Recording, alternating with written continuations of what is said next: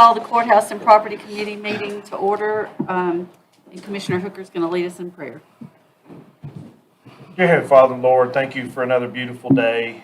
Thank you for us being able to get together to do the county's business.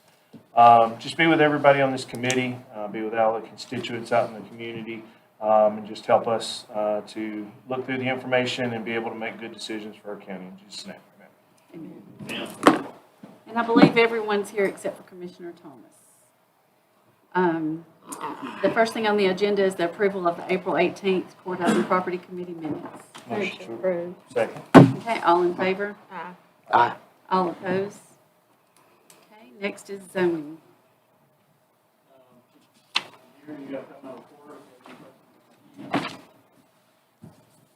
Does anybody have any questions, any comments? Chris, could you, if you don't mind, could you kind of go through some of the conversation about the zoning ordinances about, as we talked about with the beer, the things that you're kind of looking at to be able to try to reinforce that where it's a stable business rather than, you know, like as they mentioned, like not pulling up a trailer and trying to open something up. What are you looking at? I mean, I don't know if you're there yet. I just. Talking about the alcohol sales. Yeah. So, you know, essentially, there's a beer board, and the beer board has their job. And then, of course, there's the zoning and planning department, and of course, we have our job. You know, they operate together, so the beer board can, obviously, somebody can come to ask for a beer permit. But if the place is not zoned properly, if it's not zoned for commercial sales, then, you know, the person still can't sell alcohol. Okay, so from that regard, you know, there is a fail-safe in place. Now, what's been discussed in the past is that, you know, we have different types of commercial zoning. We have two different types of commercial zoning, C1 and C2. And for the most part, the I guess you could say, the less noxious commercial activities are allowed in C1, which is our rural district zoning, and then more noxious commercial activity or more intensive commercial activities allowed in the C2. C2 zones are allowed really only in areas with close proximity to a municipality's boundary.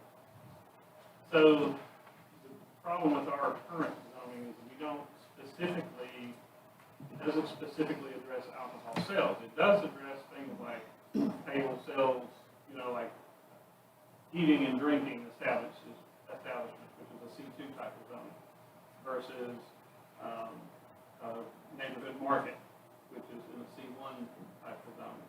So it does establish that, but it doesn't go into enough detail with regard to alcohol sales that perhaps the commission would feel completely 100% comfortable with eliminating distance rules altogether at this moment, because we would have to tweak that, you know, in order for that to really kind of come into play. Now, what that would do is what could have, let's just say theoretically, if we tweak the zoning resolution, which I'm not tempted to do it because you guys are not ready to tackle this beer thing yet, so that's not on my plate until you guys tell me to put that on my plate. But if you guys were of a mind to do that, what you could do is we could more specifically address alcohol sales and bifurcate. See, we can't bifurcate them at the beer board level. We can bifurcate them at the zoning level. So what we could do is we could say, we could put table sales of alcohol or say on-premises consumption of alcohol in the C2 zone and package sales of alcohol in the C1 zone. And if you were to do that and be specific about it, then later that might be something you might want to look at and study more intensely as far as how that would play into that whole process. But again, that's not really on my agenda right now. But I know you guys It might be. try right now. But it's something to look at. Okay. Has any other counties got anything, any different that we know of besides distance for regulating beer sales? I mean, that's the only thing that I've ever heard of as far as distance. You know, here's your 2,000 feet, or I know it's all different as far as distance goes, but does anybody else have a plan in place as far as a county to where you could do some things like that? The CTAS people, if I understood what they were saying to me, is, end of the day, the distance is what drives the beer permit. Okay, there's no way to get out of. So it doesn't matter, C1, C2, whatever, you got No, they don't care whether it's zero. or not. Yeah. The distance rule is what's going to activate the ability to potentially issue a permit. Now, whatever they're saying that maybe they put in as, okay, now it's permissible by the beer standard, which is all they really care about. They don't care about our local rule, you might say. And that's where he's saying that, long term, that may be something to work on. Until the commission shows that they have any interest in reducing the distance, it's really, we have plenty of other pressing issues in codes and planning. Right. That we don't need to spend a lot of time on this. So I would be of the assumption that the commission needs to say that they would be willing to consider, I'm not saying move it, but willing to consider it, or we don't need to even spend time. Right, exactly. From the planning side, I'm not saying the body doesn't deal with Exactly. the public when they come forward. So just so I'm clear, hypothetically, if a store came to the beer board, requested the sales, we move it to zero, they get their permit. Then there's C1, C2, we make that change and it's in place.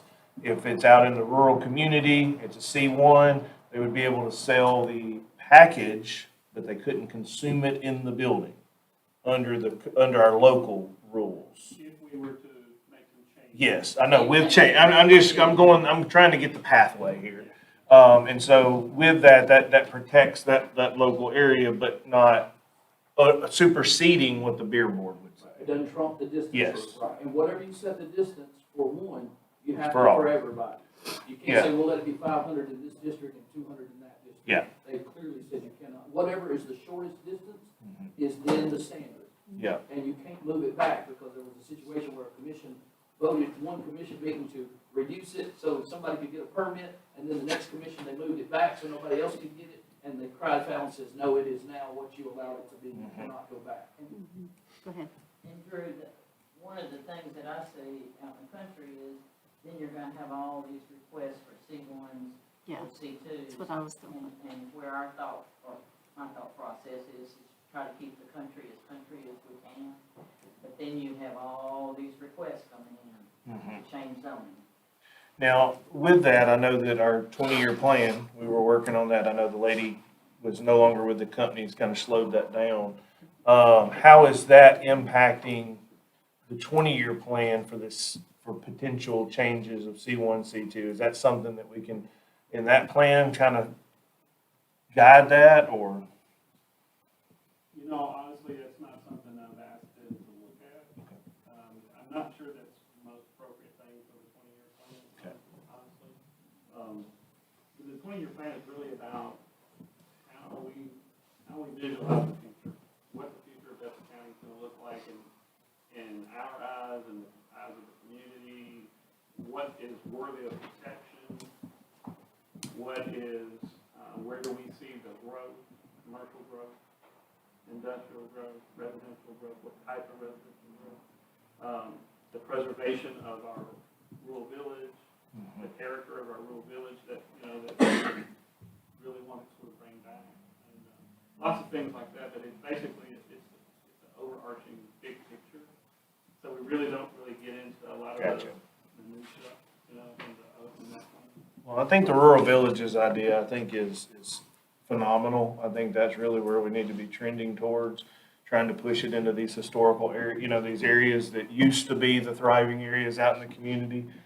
Because I think that if we're doing that, we do help these small businesses be able to push people to those areas to be able to do that. So thank you for working on that. And I think the comprehensive land use study, correct me if I'm wrong, but what that does is validates what we see and how we want to plan for the future, because we've had a third party evaluate the potential to manage growth in that area or not, or whatever. So it's really a protection or another layer of validation behind where we're trying to go. And when I say we, I'm talking about through the planning code, zoning, this body, what do they want to see happen and not happen? That's sort of our stopgap that says, this area makes sense or it doesn't.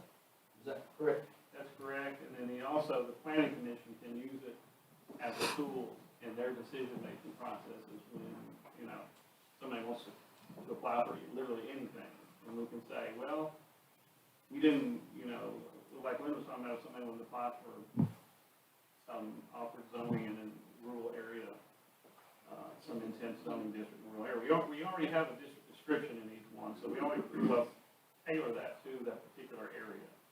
But if we wanted to take it a step further, we can do that, and then the planning commission can turn down or approve applications based on what's in that comprehensive plan, and use it almost like it's a zoning, book, Playbook. A playbook, I guess you could say. The planning commission also, the county commission also has an opportunity to adopt as well. The problem with the county commission adopting it is then you're pretty well held to those same standards. So a lot of times county commissions don't generally adopt them because then it kind of ties your hands to a document that, and maybe this commission elected this time, maybe totally copacetic with that plan, but 5 years down the road, you may have different commission members who, that doesn't look anything like what they like, and you sort of tie their hands for a while. So it's not typically something that the commission do. Thank you for that. Okay, does anybody have any other questions for Chris? Okay, codes, Amy?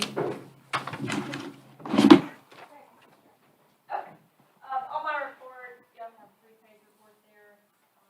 First page is year-to-date this year versus last year. You can see our number of building permits issued is up, but the building permit revenue is down compared to last year.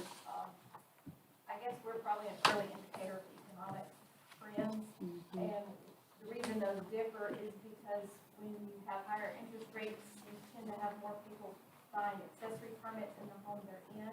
That would be building onto the house, expanding, and those are much smaller value items for improvement versus building a brand new home that's bigger. So, last year, the second page of the report is the 6-year review of building reports, and you'll see we're down about the new home permits issued.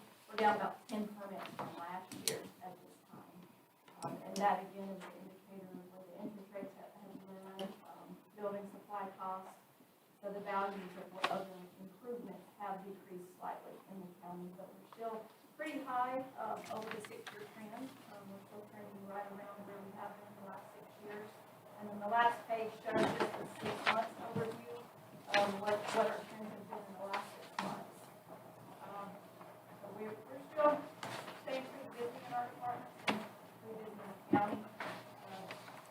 The new inspector that was hired has passed his first state certification. Yay. We're excited, we're headed in the right direction there. He's got 5 more to go, but he can start inspecting now, which is great. That's good.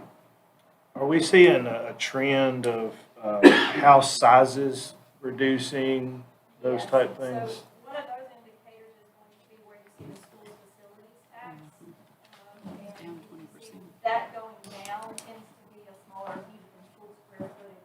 It's also impacted though by the number of housing permits sold. So both of those, it can go up with more housing permits and it can go up with larger heated and cooled square footage.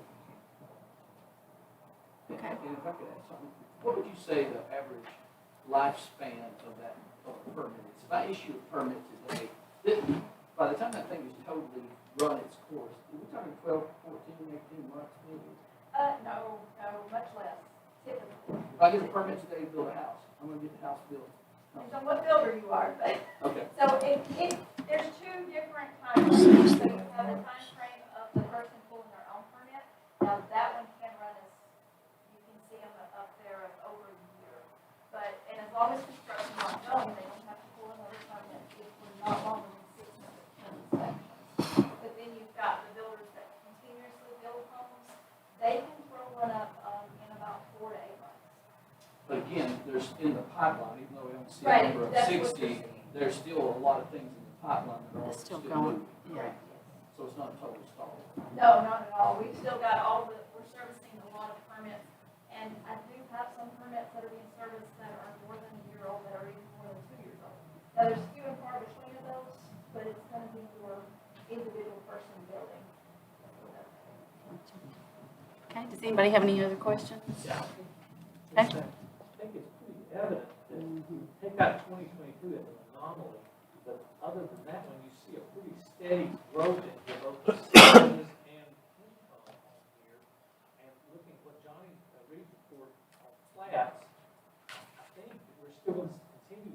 growth. Brooklyn just reflected here that they're not, if you kick out the anomaly out of there, you see a constant number out there, not a spike number, which is good from a management position. We are, but people and infrastructure. Right, on that, I think you're referencing the infrastructure Yep, value. yep, That just increased steadily. This is very good report. Right here. Yeah, it's very good Yeah. information. I like this report. Thank you. Always my favorite. Thank you. IT.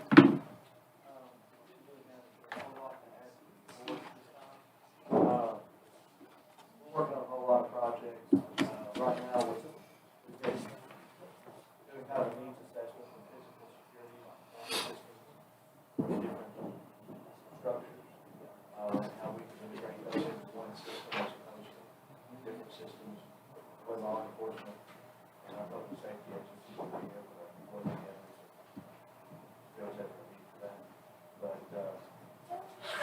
I didn't have a whole lot else to add other than we did move back into our suite. We're still in the process, I mean, that's a process. We've got most of our equipment back in there right now, as of today, we moved some other cabinets back in there. But we're back in there physically, and, that, and we also, we got the probation. They have a recording inside, you know, and had a fraction of what we thought it was going to should cost. Yeah, that was really cheap. Yes, we were able to really do a lot with what we have. That's awesome. Thank you. Which is why, Does anybody have any questions? Okay, thank you. Oh, we did have something come up through the budget that you are able to add.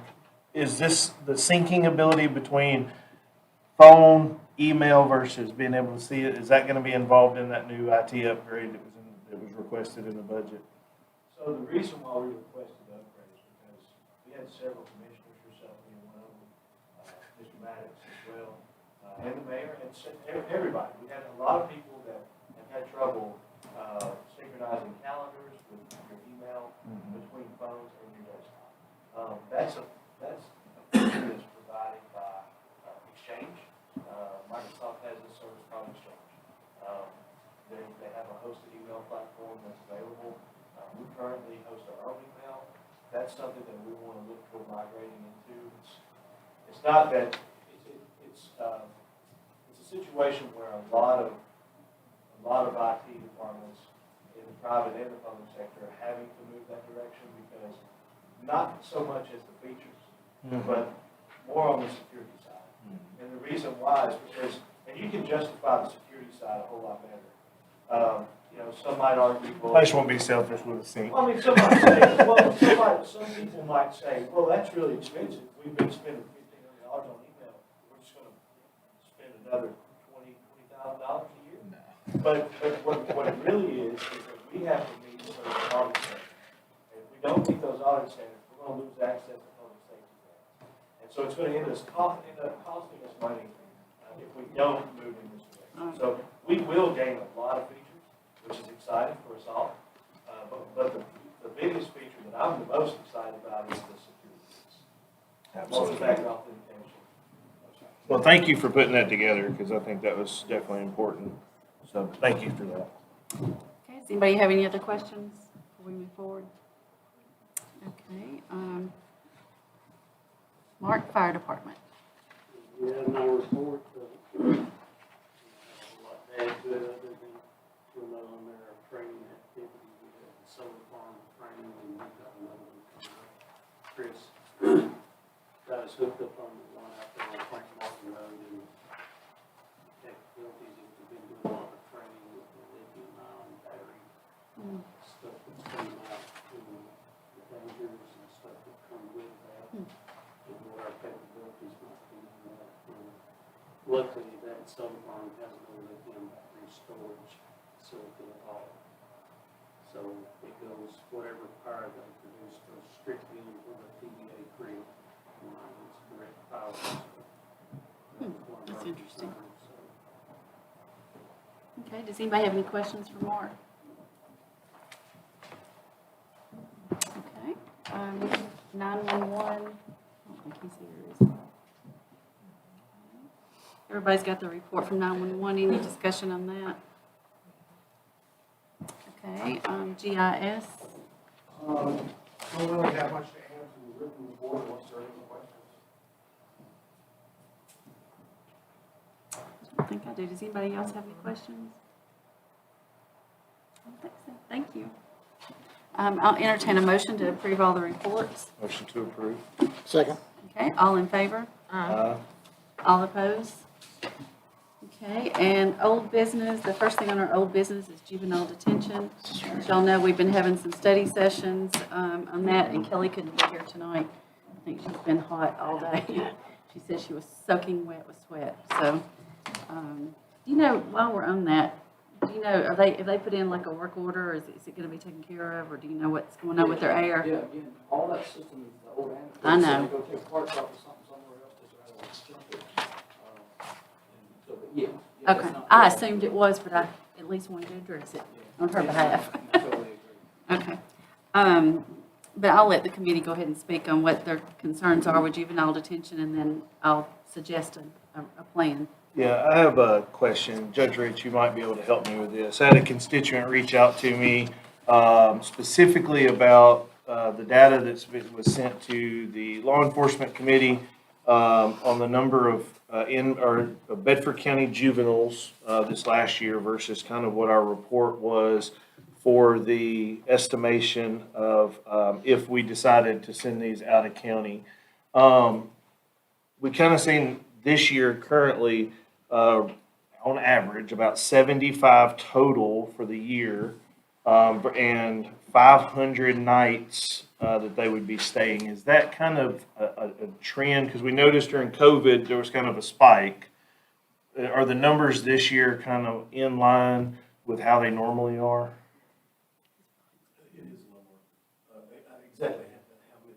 Yeah, and I just, Well, I think what was confusing everybody is, I think in some of the numbers, like the out of county was in with the numbers, and Kelly's not here really to speak on it, but I did a little research today and talked to Lori on how they came up with their numbers, and Robert on how he came up with his. And I think Kelly had provided them with a letter, and I found it in my email from May of 2022, that said that she had put in there that it was on an average of about 200 from the year before that they had. So it was up that year. Now, back in 2017, 2018, they were like at 180 that was in county. So, and then this year, we're way down. yeah, this So, I year, mean, it's gonna fluctuate. I mean, it's not gonna be the same every year, for sure. It averages about 80 a semester, each school semester is about 80. because currently this year, we're on trend for 75 total for the year and 500 nights, which what we were on our assumptions was 200 and 1,600 bed nights. So you can see the drastic difference, because we were looking at an average of 447,916 as a projected cost. But if you look at this year's numbers, the number would actually only be 230,816. So, and that's including those two officers that would be needing to transport. And it's just, so you're saying this year is kind of an anomaly low? As to what I think it was the same to me. And it just, It's gonna change from year to year. and exactly why, I don't know. Are we looking at a year or just 5 months that we're in this year? No, I'm looking at from July of last year to July, or June of this year, so this fiscal year. And of course, I trended it out. It's an average of 6 a month. And then, of course, if it trends out the way it's been going, it'd be about 500 bed nights. And I just want to make sure that we're looking at those numbers, because it's important as we go to make this decision. That 200 is significantly higher than what we're seeing this year. And again, But I think yes, this that year is the fluctuates. anomaly, Yeah. because Yeah, it's like typically you said, way though, more but than This that. year is not been the norm. That's not So the you can't norm. believe, or would you go on the record saying that you believe it will only be 75 next year? No, again, I'm going off what data Just I this have in year, front you're of not me. looking at all the back I think that's why Robert printed the one for us that was from 2017, 2018, just to show that that they've been like at 100, that was like 100. And to be fair, I'm expressing a concern of a constituent that contacted me. So I'm relaying that, and I'm gonna ask questions. So that's Yeah, just how but that's you gonna can't be. assume off of just I'm not what we know. assuming anything. What I'm doing is relaying a concern from a constituent, Commissioner Thomas? so. And two, on the, I think that they predicted 2 officers. I'm afraid that's not gonna be correct because they can't work 24/7. And we all know how these juveniles, if you've ever worked in it, and I've worked with law enforcement before, it's not shift work. It's something all the time, so I would say 2 officers would be. I think the one thing that really enough.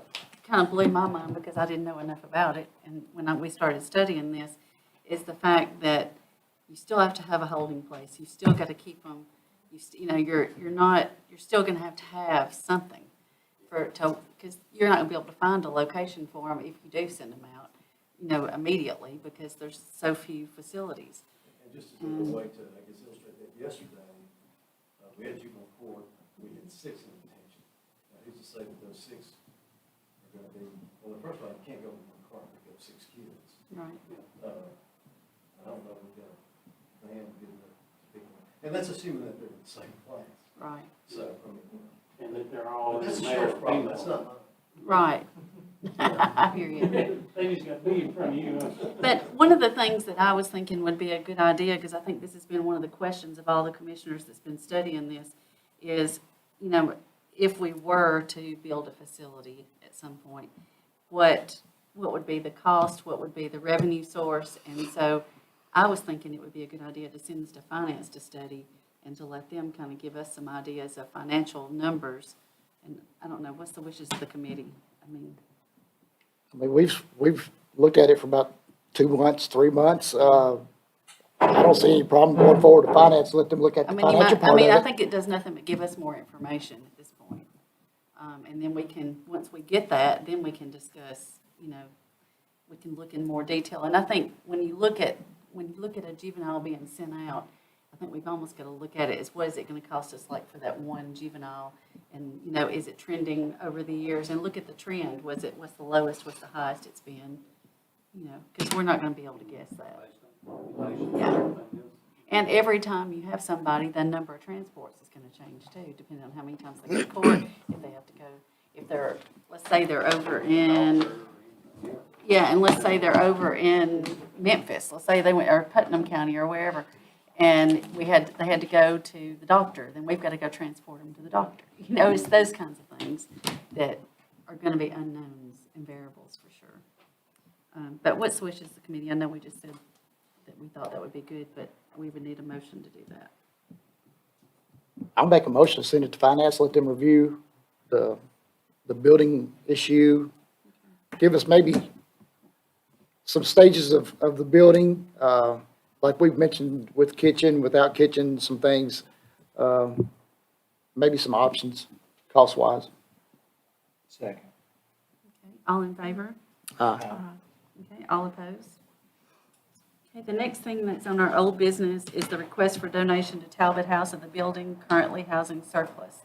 I spoke with Sarah Hooper at the end of this last week, and she sent me, she said she was so sorry she had not kept in touch, but that her group has decided not to proceed forward with it at this time. She said that they decided it was going to cost them too much money, and they really were no longer interested. So that leaves that building sitting there, and we were talking a few minutes ago, it would be a good idea maybe to go ahead and surplus it if we want to sell it. I think instead that's of a it good sitting. We've already surplused it, yep. Yeah, but if you're not sure, we can send it again. But we still have to send out for bids if somebody wants to purchase it, correct? For RF, what's that called? RFP? Right now, Hey, that's the word. I always say Q, I get surplus messed is up. still in there. Yes. You know what I'm saying? So we have that's to the figure only out activity. somewhere for that to go Yeah, to. but we could do it, but I'm just saying that's the only activity that's Okay, actively going on in that building. okay. So what's the wishes of the committee for that building at this point? What would if we did decide to surplus that and sell that, where would the proceeds of that go? I think you could stipulate that, if you wanted to at the time of it, if not, it would, what we had said in previous, commissions is that we would try to, every chance we had the opportunity, we would put money back into the hospital fund that we gave $1 million from, of the million, we've put back a little bit over $300,000 so far, so we've not capped or got back to the 1 Right. million amount that we hope to get to. So that's certainly one of the places that Yeah, we you can could go. stipulate how we spend money. What's that to be used for, Chad, that hospital? What's that? That hospital Yeah. fund that sits as a reserve or a backup, if you had an issue as a county, but it plays into our bond rating whenever Moody's or whoever it is that does your evaluations to score your rating for your interest rates and all that, you've got to have assets Right. in place, and so that's, but it is taxpayer money with the county. You Right. could certainly ask and make a motion and an amendment, talking about through finance, you have to have an amendment. Right. And move it somewhere else and do something. I mean, the commission could do something if they wanted to, but historically, they've held on to it for the purpose of helping make sure, one, if there was a disaster, they had a way to recover, but most importantly, to not affect their bond rating. We have tried for the last 4 years to get our bond rating up, and we followed our financial advisor's suggestions, and that is to have this setback fund available for us, and that takes our bond rating up, which allows us to borrow cheaper. And because of the 81 Act, we can't go a whole lot higher where we are, but we can sure go a whole lot lower. This keeps us at a level rate Right. when we go borrow money, and it's critical that we have a reserve fund in there. Commissioner Thomas? Do y'all need to maybe get an appraisal so we know if we do put this out for sale bids, whether or not we're actually getting dollars for it? I don't know if that's. I mean, we've got our tax card Yeah, here. I was gonna say, you have the tax Yeah, information. it's So got it at, appraisal's not necessary, or? Well, it wouldn't be It's got it at required, but if you don't feel 381.3. like that fairly represents probably the cost, but I think it was was it 381. 381.3. Yeah, I think, is that the property and the building? That's the total? You know, there'll be like two numbers. Land was 112, improvement, yeah, so, yeah, It's got 381. the land too. Let's see, it should tell them. Yeah, I'd like to make a motion to surplus that building and put those proceeds towards the juvenile detention project. And then that way they can let finance be able to take that into account as they look at our options. Well, that's under the assumption, are you saying that you won't sell it if you don't bring that much, or you're saying whatever it brings? Send out RFP though. Yeah. Yeah, but you can put a reserve that if it don't bring a certain amount, I mean, you don't have to, I mean, the county would have the right to reject. Yeah, I think, But yeah, it would have to be a sealed bid and all that. It'd have to follow. and let me put that stipulation that it would have to bring at least the appraised value. Let me ask you one other thing. What do we do about our surplus? Sometimes that building Where are is we gonna full. put it? Yeah, we've sold off all of our storage facilities, basically. Yeah, because that needs to be decided before we do Yeah, that. because there's gonna be, at times, and I don't know how much is in their surplus, but what do we do with that? Yeah, we would have to have we would have to, we talked about a pole barn at one time, concept, something similar to that nature, that would be a certainly much smaller space than what's currently there. We're only using that because the building existed, but you're gonna have some space, and there's gonna be some costs associated with putting that up. But it would be, you know, it wouldn't have a kitchen, it wouldn't have a bathroom, it wouldn't be, we envision, you know, basically two doors, an indoor and an outdoor on each end, and a ramp, and whatever square footage that we think we gotta have, and surplus come in, and we don't intend to hang on. Well, let me do this, let me rescind that, Yeah. and then let's do can we do an official appraisal? And do we have that ability to do an official appraisal? Well, And you then, can, but you okay. We too. I don't wanna waste the Yeah, I money. don't I don't wanna waste the I money. don't just put it either. out for bid, and if it don't bring what, you don't award it, you don't bring what you want to Do we need to study this for a month to see We if we probably have need to the figure other out where we're option? gonna put the surplus bring. unless You you, need to have, or how you would fund, how you would manage your your surplus. surplus. Where's that pole barn going, Chad? Y'all got a location? Don't necessarily have a location, there was some discussion maybe out at the old medical arts building, kind of on the back side where Yeah. Stanley butts up to. Yeah, Not that I close think to it was the down fence, below. but back over in there to the grassy area. But again, that was just. Yeah. Early thoughts of where. Well, let's defer this a month, and then would you have the ability to kind of research some options for us and maybe give us a general cost? That way we can have a little better understanding. Because of budgets, but yes, we Right. get done in short order. I'll second that. Okay, all in favor? Okay, all opposed? Okay, does anybody have any other old business? Any new business? Okay, any announcements? Well, I'll just announce again that District 4 will have their town hall meeting, 6:30, Monday, the 22nd, at Liberty School. District 1 is going to have ours on June 8th at 6 o'clock at War Trace Gymnasium. All about it? Absolutely, especially you. I'll entertain a motion to adjourn.